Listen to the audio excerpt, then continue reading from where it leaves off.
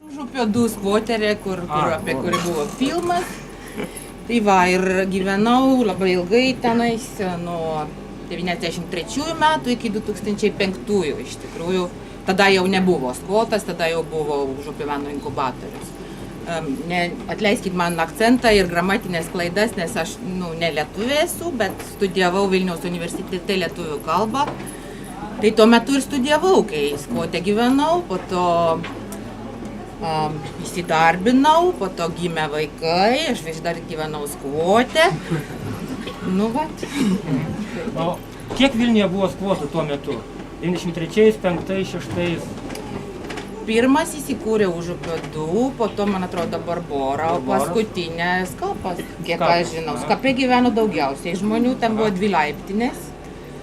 Ir ten iš tikrųjų veikė trumpiausiai, nes ten po to Kurija ar universitetas, kas ten pasiėmė, tai aš nebežinau jau labai. Ok, tai Užupis atsidarė kada? Kelintais? 91-aisiais lygtai, aš manau. Ir prabuvo praktiškai iki dabar ten veikia, ne kažkas? Dabar veikia ten Užupio meno inkubatorius, ten dirbtuvės. Barboros skvotas, kuris yra Barboros Radvilaitės gatvėje, šalia įėjimo į Sereikiškių parką, jisai atsidarė kada? Wow, aš bijau čia pameluot, bet gal irgi kokiais 3-aisiais panašiai. Ir prabuvo? Prabuvo, negaliu pasakyti, reiktų Auščio iš tikrųjų sulaukti, ar jis ateis. Ateis. Nu tai va, tai Auštis pasakys, nes jis tenykštis gyveno. Kaip ten gyvenosi? Ar buvo, visi kaltina, kad tai yra valkatas alkoholikas? Modelis yra paskutiniai, valkatas ir alkaškas. Nu, dalinai tai, negaliu paneigti. Bet negaliu ir visai patvirtinti, nes patys matėt filmą. Ko neparodė šitas filmas? Kokių tamsiųjų pusių? Kasdienos neparodė. Neparodė to, kad nėra vandens, kad nėra šildymo, kad nėra tualetų, kad kranai žiemą užšąla, kad, žodžiu, kaimynai kviečia policiją, tokių kasdienio gyvenimo malonumų. Tai tas ir įdomiausia, kaip jūs gyvendavo, tarkim, žiemą, kaip su šildymu, iš kur šviesos? Kadangi skvotas, tai nėra skaitliukų, supraskit. Tai prijungi, kol laidai pradeda svilti ir kūreni. Ta prasme, atsivesdavot elektrą iš kažkur? Elektros instaliacija buvo likusi, nes Užupio 2 buvo iškeldinti gyventojai, kai namas buvo pripažintas negyvenamojo ir pavojingu. Ir buvo ponė Vanda, kuri pirmą kalbėjo, jinai vienintelė liko iš buvusių gyventojų, jinai nenorėjo išsikraustyti. Ir jinai įleido pirmosius skvoterius, būtent, kad nepasidarytų bomžynas. Tai jinai nusprendė užleisti geriau studentams, ir labai mes smagiai su ją iš tikrųjų sugyvenom.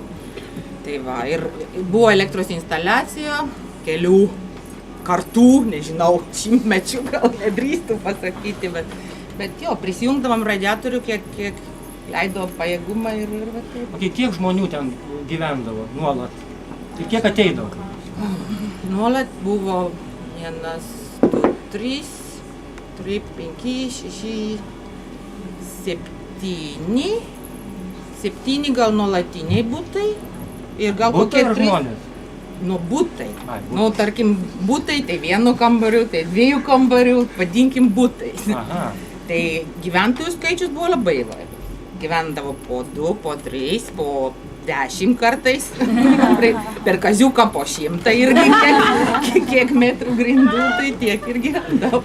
Tai reiškia 7 butai netgi. Ta prasme, 7 butai ir viršui, kur buvo labai blogos sąlygos, nes stogas buvo visiškai kiauras, tai ten buvo tokios laikinos dirbtuvės, kur tapydavo ir šiaip. Kiek kartų turėjote reikalų su policija? Ir kokiais reikalais? Daug. Kokie tai buvo reikalai dažniausiai? Triukšmas, renginiai, nesuderintys su savivaldybė, gėrimas viešai vietoj. Viskas gal. Ir išveždavo dažnai jūs iškius? Niekada beveik. Jau buvo, visi žinojo. Ne, ta prasme, policija žinojo, kas vyksta. Kad mes nepiktybiniai, nesimušam, ramiai einam miegoti, jeigu jau ką. Ir ta prasme, atvažiuodavo, sakydavo, hebra, muzika tylin, visi po namus skirstomės, nes mes, jie gavo iškvietimą ir viską. Užsienyje dažnai skvoteriai bando politikuoti, jūs to nedarėte. Jūs labiau užsiiminėjot menais visokiais, o ne politika. Ta prasme, mes buvom kaip ir apolitiški, aš taip suprantu.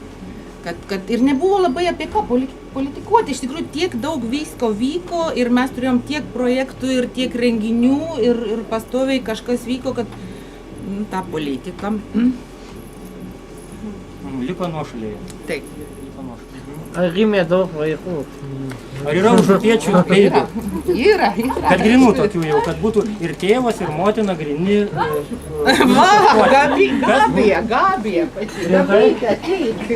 Ką aš pasakysiu? Kiek tau metų? 20. O, palauk, kaip tai gali būti? Skvotas prasidėjo. 92 metų gimimo. O man įdomu, aš norėjau paklausti apie tą užupio dar skvotą. Kaip tai pavyko ilgai išsilaikyti, nes mano patirtis yra vien, tik suprantu, kad Anglijoje, aišku, visai kita situacija su skvotimu, bet kai aš įsivaizduoju, kad Lietuva 90-ieji, 2000-ieji tame tarpe ir ilgai išlaikyti namą, tai čia labai sunku ir nežinau, mes net su draugais prieš porą metų bandėm surasti namą, bet kaip žiemą tai yra beveik neįmanoma, kur galima būtų elektros pasijungti ir kur būtų vandentiekis, o pradėk šnekėti su kaimynais, tai ten labai greitai ir išknis iš to namo tave. Tai kaip pavyko taip ilgai išsilaikyti, kad nuo pirmų tų užėjusių ir kad ar mentai atvažiuoja ten ir neklausia, ką jūs čia darot, kodėl jūs čia gyvenat ir išeikit ten. Klausia, aišku, bet kaip ir sakiau, pats pradinis tikslas ponios Vandos buvo, kad nepasidarytų bomžynas, iš tikrųjų. Ir aš taip suprantu, kad ir policijos buvo labai, dėl to jiem buvo lengviau, kad ten gyvenom mes ir tikrai, bomžynų tada užupį buvo daugiau negu reikia. Ir dėl to matyt, ne jie mūsų krapštė. Ir kitas dalykas, kad savivaldybė nebuvo visiškai suinteresuota, ta prasme, nei ten investuoti, tada dar nebuvo prestižinis rajonas. Jie neturėjo tiesiog pinigų ir kol ten nieko baisaus nepasidarė, ten jokios sijos ir stogai ant galvų niekam nenukrito, tai jie tiesiog tyliai ramiai palikdavo mus ramybei. Jeigu ten didesni renginiai, armados ar dar, tai duodavo labai lengvai leidimus renginiams. Ir tiek. Aš galiu dar papildyti, kalbėjau su tais eks-skvoteriais, tai jie minėjo 3 taisyklės. Pirma taisyklė tai yra pasikeisk užuolaidas gražias ant langų, užsidėk, kad iš išorės atrodytum, kad namas gyvenamas, kad viskas čia tvarkoj. Antra taisyklė, susidraugauk su kaimynais.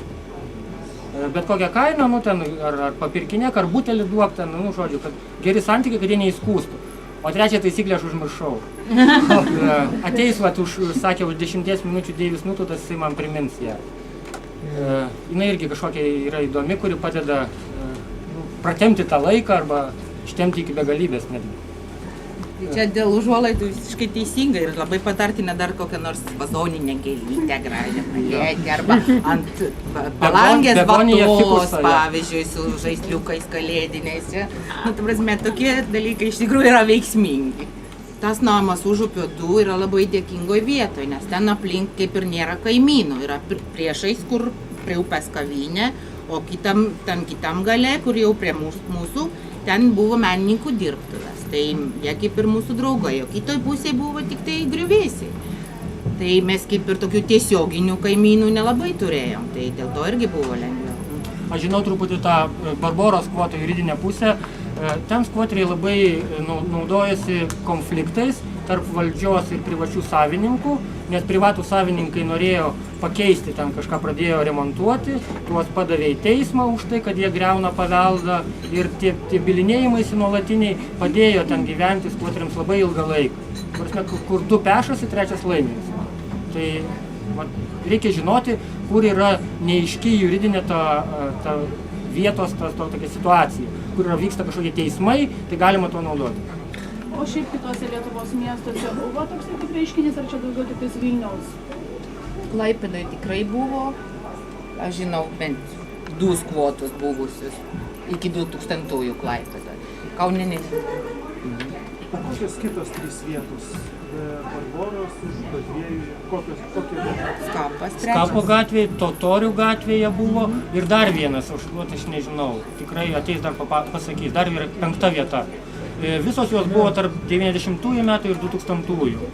Pavyzdžiui, Totorių gatvėje, žinau, tai buvo butas tiesiog, kelių kambarių, ten, kur dabar Transilvanija, tas kabakas yra. Netoli. Nebėra uždarė, bet toje vietoje. Ir tas skvotas, jisai pragyveno tyliai ramiai 2-3 metus. Bet vis tiek skvotas. Tai kokia motyvacija vis dėlto pirminė? Ar tiesiog ar pinigų trūko, ar laisvės norėjus, ar draugų, ar tūsų, ar ko, ta prasme, ar alkoholio? Ko pirmiausia dėl to gyvenimo? Manau, kad vienareikšmio atsakymo iš tikrųjų nėra, nes aš kai atvažiavau studijuoti, tai mane New Yorko barakai nelabai traukė. Ir kadangi draugai jau Užupio 2 gyveno ir ten dar buvo tada vietos pakankamai daug, tai viena vertus laisvė, aišku, mes žiemą mokėdavom už tą kūrenimą, jau vėliau po 2000-ųjų mokėdavom tikrai daugiau, negu būtumėm mokėjęs barakuose kur nors. Taip kad piniginė prasme irgi, ne visą laiką tai buvo labai jau pigu.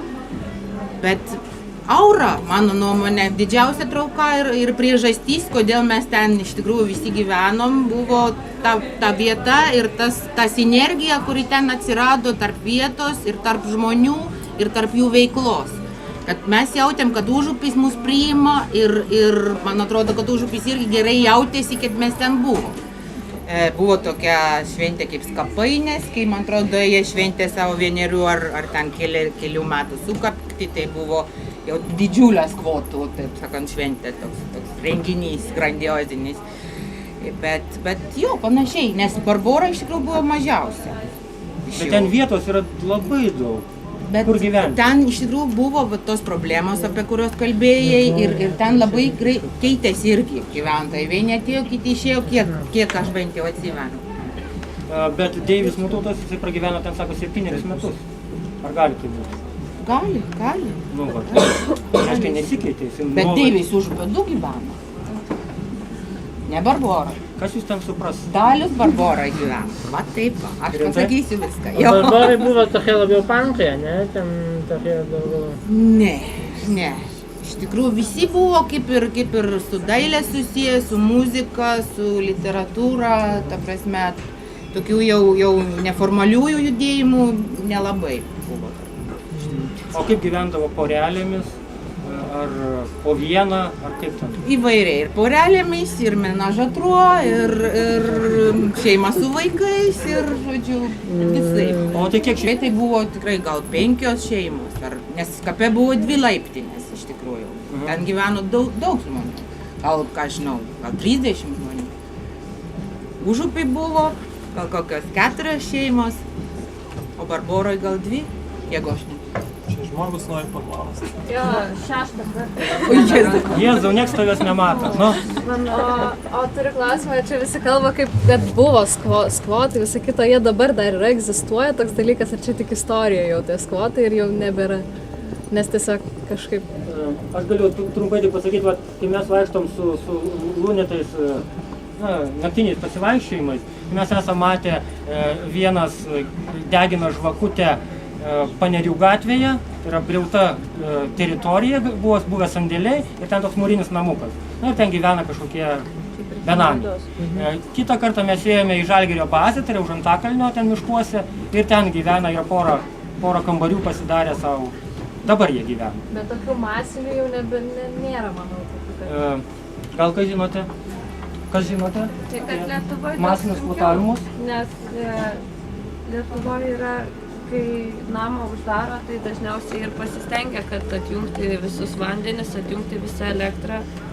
Ir kai dar yra su Lietuvos klimatu, žinant žiemą ir rudenį, tai tiesiog tu gali pabandyti užskvotinti vasarai, ten šiltesniam rudeniui, bet žiemą tu niekaip neišsėdėsi, nebent ten tą buržuikę atsineši šalia savęs ir melskis, kad tavo miegmaišis nesudegtų per naktį, kol šildysies.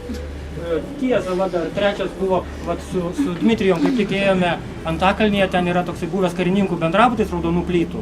Jisai kaip tik tuo metu, kai nuėjom, užsidegė jisai. Ten gyvena benamiai ir jie šildėsi ir tiesiog atvažiavo gaisrinės.